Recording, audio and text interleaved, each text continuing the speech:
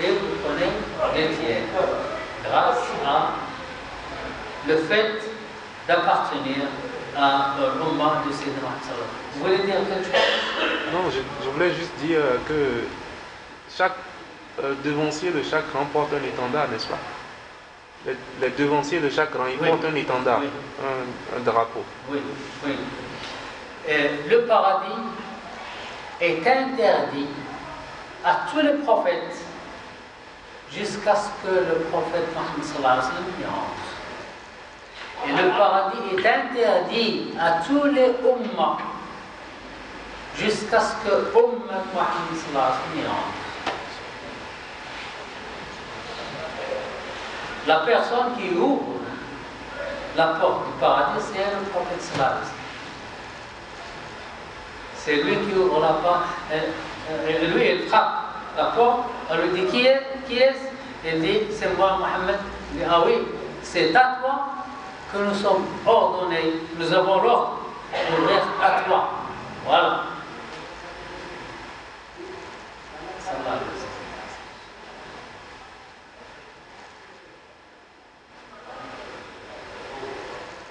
Encore à notre prestige, le paradis est interdit. Ah voilà, ce que je viens de dire. Le paradis est interdit à n'importe qui jusqu'à ce que le prophète sallallahu alayhi wa sallam y entre. Et le paradis est interdit à n'importe quel umma jusqu'à ce que l'umma muhammadiyya y entre. Tout cela grâce à la provenance de ce messager bien aimé. Abdullah ibn Amr ibn al-As disait, j'ai entendu le prophète sallallahu alayhi wa sallam dire, Allah écrivait le destin des créatures 50 000 ans avant qu'il ait créé les cieux et la terre. 50 000 ans avant la création de l'univers. Et son trône était sur l'eau. Allah écrivait le destin. C'est quoi le destin? Ce qui arrive. Ce qui arrive, ce qui est arrivé, ce qui est en train d'arriver et ce qui va arriver, tout ça est écrit avant la création de l'univers de 50 000 ans. 50 000 ans. Allah subhanahu wa ta'ala a créé les âmes pendant qu'il écrivait le destin. C'est quoi le destin? Le destin, c'est le savoir d'Allah. Le savoir d'Allah. Allah sait ce qui s'est passé, ce qui est en train de se faire et ce qui va être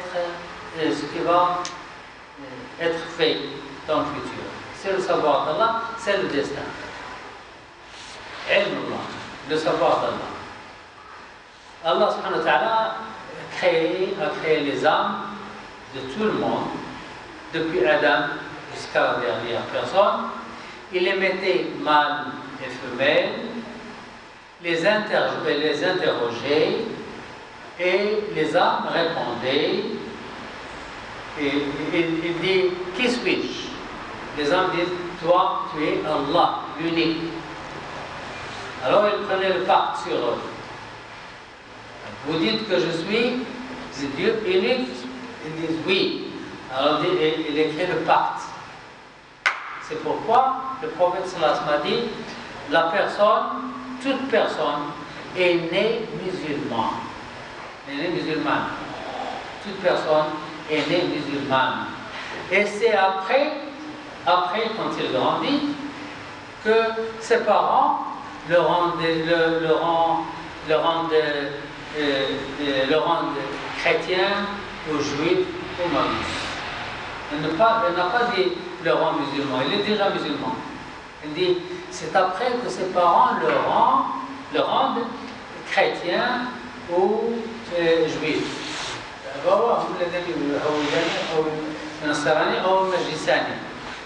Chrétien ou juif ou magus. Donc, tout le monde, tous les gens sont nés musulmans. Pourquoi? Parce qu'ils ont donné l'allégeance à Allah 50 000 ans avant la création du monde.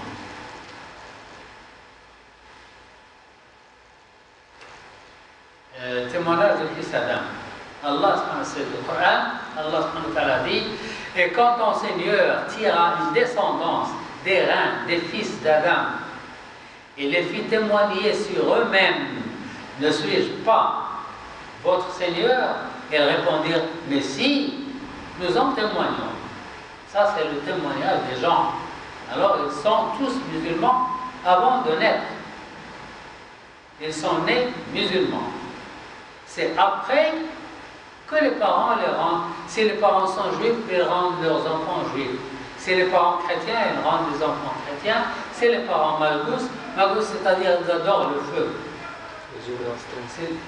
Zoroastrien. Oui, oui. Si les parents sont malgous, ils rendent leurs enfants malgous. Les hommes, les humains, ont témoigné dans l'antériorité qu'il n'y a pas de Dieu qu'Allah. Parmi toutes ces âmes, Allah a choisi l'âme du prophète Mohammed sallallahu alayhi wa sallam. Allah a créé les âmes, il a choisi l'âme du prophète. Et Allah subhanahu wa ta'ala, aucune personne, aucune créature n'a le droit de dire à Allah qu'est-ce que tu fais, pourquoi tu fais ça. C'est lui le Seigneur, c'est lui le Créateur. Et dans le Coran, la yus'al amma yaf'al. Personne n'a le droit de lui demander qu'est-ce que tu fais, mais qu'est-ce que tu fais? Non. Alors il a choisi l'âme de Sayyidina Muhammad sallallahu alayhi wa sallam. Il prie sur lui. Il prie. Allah prie sur lui. Et il ordonne les anges de prier sur lui. Alors, que me dire prie sur lui? La prière. La prière d'Allah, c'est la bénédiction. La prière des anges, c'est supplication, c'est invocation. Et la prière. Et il nous ordonne, en tant que mu'minoun, de prier sur le prophète. Alors, notre prière, c'est une invocation. Allahumma salli. Oh Allah, prie sur Muhammad sallallahu alayhi wa sallam. Donc, notre prière, c'est une invocation. La prière des anges, c'est une invocation. La prière d'Allah, c'est une bénédiction. Inna Allah wa malaikatahu yusallun ala nabi. Ya ayyuhalladhina amanu sallu alayhi wa sallam. Notez bien, la prière d'Allah est la miséricorde. La prière des anges, c'est supplier Allah de le bénir. Et notre prière, c'est supplier Allah de le bénir.